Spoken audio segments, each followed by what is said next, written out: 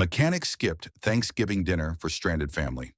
Then their true identity shocked everyone in a quiet town nestled in the heart of Michigan. Andrew Collins operated a modest auto repair shop that had been in his family for 2 generations. The town, called Maplewood, was the kind of place where everyone knew each other by name.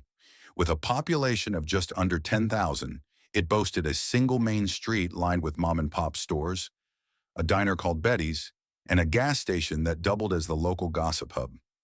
Life in Maplewood was simple, but the past few years had been hard on its residents. The economic downturn had hit Maplewood particularly hard. Once a bustling community supported by a nearby automotive plant, the closure of the factory had left many residents jobless. Families moved away in search of opportunities, leaving behind empty homes and shuttered businesses. For those who stayed, life was a daily struggle. Andrew often saw this firsthand at his shop, Collins Auto Repair, which stood at the edge of town. It was a small, unassuming building with peeling paint and a sign that swayed slightly in the wind. Despite its outward appearance, the shop held decades of memories and stories. Andrew had inherited the business from his father, who had passed away 5 years earlier. His father, Harold Collins, had been a beloved figure in the community. Known for his integrity and willingness to help anyone in need, Harold had built a reputation that Andrew was determined to uphold. Yet times were different now. Customers were fewer, and the bills seemed endless. Andrew often found himself working late into the night, not just on cars, but also on figuring out how to keep the business afloat. When he wasn't in the shop, Andrew spent his evenings at home in a modest 2-bedroom house on the outskirts of town. The house, once filled with laughter and warmth, now felt too quiet. His mother, Margaret, had passed away when he was a teenager, leaving Andrew and his father to navigate life on their own. Her presence lingered in small ways. A framed photo on the mantel, her recipe cards tucked neatly in a drawer. It was Margaret who had taught Andrew the value of kindness, a lesson he carried with him every day. Despite his struggles, Andrew was deeply connected to the people of Maplewood. He was the guy everyone called when their car wouldn't start on a snowy morning or when they needed a quick favor. Even though he often worked for reduced rates or accepted payment plans, Andrew never turned anyone away. He believed in giving back to the community that had supported his family for so long. One of Andrew's favorite customers was Mr. Bennett, an elderly man who drove a rusted pickup truck that seemed held together by sheer willpower. Mr. Bennett would stop by the shop every few weeks, not always because his truck needed repairs, but because he enjoyed chatting with Andrew. Their conversations ranged from the history of Maplewood to tales of Harold's generosity. "Your dad once fixed my truck for free when I couldn't pay," Mr. Bennett often recalled. He said, "Don't worry about it, Bennett. Just help someone else when you get the chance." Andrew's 2 employees, Lisa and Mark, were more than just co-workers. They were like family. Lisa, a single mother of 2, had worked at the shop for nearly a decade. Her cheerful demeanor and knack for problem-solving made her invaluable. Mark, a recent high school graduate, was eager to learn the trade and often reminded Andrew of himself at that age. Both of them relied on the shop for their livelihood, and Andrew felt a heavy responsibility to keep it running, not just for himself, but for them as well. Life in Maplewood wasn't without its small joys. Andrew often stopped by Betty's diner for a cup of coffee and a slice of pie, where Betty herself would greet him with a warm smile. "Andrew, you're working too hard," she'd say, sliding the plate across the counter. "You need to take a break once in a while." But taking a break felt like a luxury Andrew couldn't afford. His mind was always racing with thoughts of how to bring in more customers, pay the overdue electric bill, or fix the leaky roof of the shop. One particularly cold November evening, Andrew found himself walking through the quiet streets of Maplewood. The town's holiday decorations had just gone up. Strings of lights hung between lampposts, and a large Christmas tree stood in the town square. Despite the festive atmosphere, there was an undercurrent of melancholy. Andrew noticed fewer people at the diner and empty storefronts that used to be bustling with activity. He paused at the square, hands in his jacket pockets, and thought about how much had changed since his childhood. Back then, Maplewood had felt like the center of the world, full of possibilities. Now it felt like a place trying to hold on to its identity. Andrew's walk brought him back to his shop. Standing outside, he looked at the worn building and sighed. The shop was more than a business. It was a legacy a testament to his family's resilience. He knew that giving up wasn't an option, even when the odds seemed stacked against him.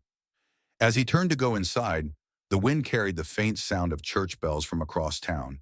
It was a reminder that Thanksgiving was just around the corner, a time for gratitude and hope, even in the face of challenges. Little did Andrew know, this Thanksgiving would mark the beginning of a new chapter, not just for him, but for the entire town of Maplewood. On Thanksgiving morning, the chill in the air was sharp and biting, but Andrew had grown accustomed to the cold. He arrived at the shop early, hoping to finish a few pending jobs before heading to his sister's house for dinner. The morning passed uneventfully, with Lisa stopping by briefly to check on a customer's car and Mark calling in to wish Andrew a happy Thanksgiving. By the afternoon, Andrew was ready to close up and join his family. As he locked the doors and climbed into his old truck, his phone buzzed. It was an unfamiliar number. Andrew hesitated for a moment before answering. "Hello, is this Collins Auto Repair?" A distressed voice asked. "Yes, this is Andrew Collins. How can I help you?" he replied. The voice on the other end belonged to a woman who sounded both anxious and desperate. She explained that her car had broken down on Highway 23, leaving her family stranded in the freezing weather. Andrew could hear children crying in the background. "We've called every shop in the area, but no one's answering," she said, her voice trembling. "Please, we need help." Andrew checked his watch. It was nearly 4:30 p.m., and his sister was expecting him at 5. He thought about the warm dinner waiting for him, his niece and nephew excited to see their Uncle Andrew. But the thought of a family in need, stranded in the cold, tugged at his heart. "Where exactly are you?" he asked. "Near mile marker 45, as the woman replied. "The car just stopped working. We're on our way to Chicago to see my mother in the hospital." "I'll be there as soon as I can," Andrew said. He called Laura to let her know he would be late, explaining the situation. "That's just like you," Laura said with a mix of exasperation and admiration. "Be safe, okay? And don't forget about us." The drive to Highway 23 was treacherous, with snow beginning to fall heavily and the wind howling through the trees. Andrew's truck struggled against the icy roads, but he pressed on. When he finally arrived at the location, he saw a black SUV parked on the shoulder, its hazard lights flashing. A man was standing outside waving a flashlight, while a woman and 2 children huddled inside the car. "Thank you for coming," the man said, introducing himself as Michael. "We didn't know what to do." Andrew examined the vehicle and quickly diagnosed a critical issue with the fuel injection system. "This isn't something I can fix here," he said, "but I can tow you to my shop. It's about 10 minutes away and I can work on it there." The family gratefully agreed.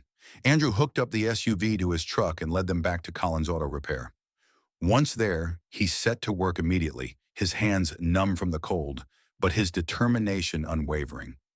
Michael and his wife Emily tried to keep their children occupied in the small waiting area, offering coloring books and snacks to distract them from the long evening ahead. Hours passed, and Andrew worked tirelessly to replace the necessary parts and ensure the vehicle was safe for the family's journey. By the time he finished, it was close to 9 p.m. When Michael asked about the bill, Andrew hesitated. "Just pay for the parts," he said. "No labor charge. Consider it a Thanksgiving gift."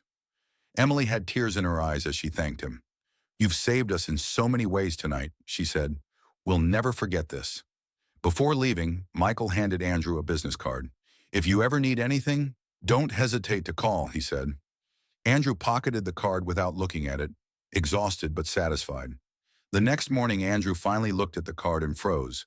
Michael Johnson, CEO of Apex Automotive Group, one of the largest car parts manufacturers in the country. Staring at the card, Andrew had no idea how profoundly his life was about to change. The Monday after Thanksgiving, Andrew was back at the shop early, trying to catch up on work after the long weekend. The snowstorm had left many cars in need of attention, and the schedule was tight. As he worked on replacing a flat tire, his phone buzzed. It was a number he didn't recognize, but something urged him to answer. "Andrew Collins." The voice was unmistakable. It was Michael Johnson. "I hope I'm not interrupting." Andrew wiped his hands on a rag, his heart pounding. "Not at all. What can I do for you, Mr. Johnson?" "First, call me Michael," the CEO said with a warm chuckle. "Second, I've been thinking a lot about what you did for my family. Your kindness and dedication impressed me more than I can say. Andrew was taken aback. I was just doing what felt right. And that's exactly why I'm calling, Michael continued. People like you are rare, Andrew.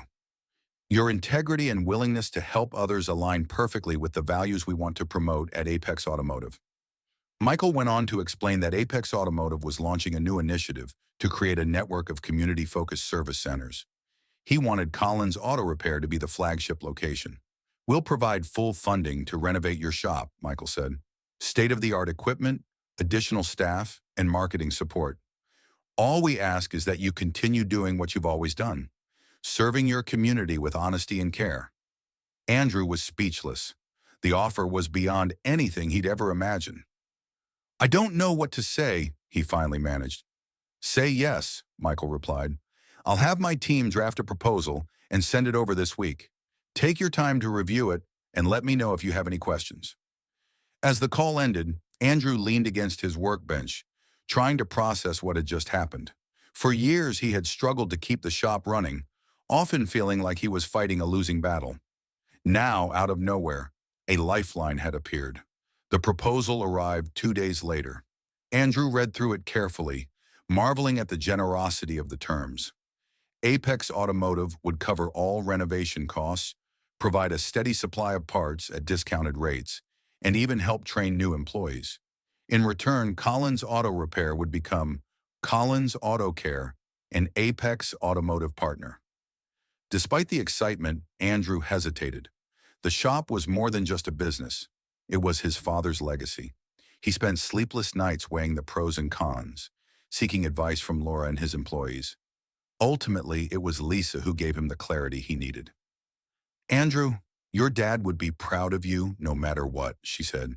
This is your chance to honor his legacy by ensuring the shop thrives for years to come.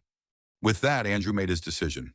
He signed the contract, officially partnering with Apex Automotive. The transformation began almost immediately. Contractors arrived to renovate the shop, replacing the leaky roof, repainting the exterior, and installing new equipment. Within weeks, Collins Auto Care was unrecognizable, a sleek, modern facility that still retained its small-town charm. As the grand reopening of Collins Auto Care approached, the buzz around Maplewood was palpable. The once quiet streets were now filled with anticipation. Flyers advertising the event were pinned to bulletin boards at the diner and gas station, and word of mouth spread quickly. For the first time in years, there was a sense of hope in the air. The grand reopening was a celebration unlike anything Maplewood had seen in years. Balloons and banners adorned the freshly renovated shop, and a small stage was set up in the parking lot for speeches. Andrew stood nervously in the wings as Michael Johnson addressed the crowd. Today, we're not just celebrating a new chapter for Collins Auto Care, Michael began, his voice steady and warm. We're celebrating what makes this community special. People like Andrew Collins, who go above and beyond to help others. The crowd erupted into applause, and Andrew stepped up to the microphone, his heart pounding. He spoke about his father's legacy, the challenges the town had faced, and his gratitude for the support of both Apex Automotive and the community. This shop has always been about more than just fixing cars, Andrew said. It's about taking care of people. And with this new partnership, we can do even more. The event was a resounding success. Families toured the renovated shop, marveling at the state-of-the-art equipment. Children were treated to face painting and balloons, while adults enjoyed free refreshments. For many, it was a welcome distraction from the hardships of daily life. But the real transformation happened in the weeks and months that followed. With Apex Automotive's backing, Collins Auto Care was able to expand its services. The shop hired 3 new employees, including a young woman named Clara, who had recently graduated from a vocational training program. Clara's enthusiasm and fresh ideas quickly made her a valuable member of the team. Andrew also launched a community outreach program, offering free car maintenance workshops on Saturdays. These workshops became a lifeline for low-income families, teaching them basic skills to keep their vehicles running safely.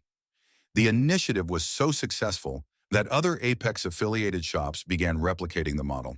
The impact on Maplewood was undeniable. The renewed activity at Collins Auto Care brought more traffic to the town, boosting sales at local businesses. Lisa and Mark, who had once feared for their jobs, now found themselves busier than ever. Even Betty's Diner saw an uptick in customers, with many stopping in for a slice of pie after visiting the shop. Andrew's favorite part of the transformation was seeing the joy on people's faces. Whether it was a customer relieved to have their car back on the road or a child proudly showing off their balloon animal, these moments reminded him why he had chosen this path. 3 years after that snowy Thanksgiving night, Collins Auto Care had become a model for what a community-focused business could achieve. Andrew now oversaw 2 additional locations in nearby towns, both operating under the same principles of honesty, kindness, and quality service. The original shop remained his favorite. He kept a framed photo of his parents on his desk, alongside a drawing one of Michael's children had made of him fixing their car. It was a daily reminder of where it all began. Thanksgiving became a special tradition at Collins Auto Care. Each year, the shop stayed open for emergencies, offering free labor to anyone in need. Andrew's team volunteered their time, and the tradition became a source of pride and gratitude for the entire community.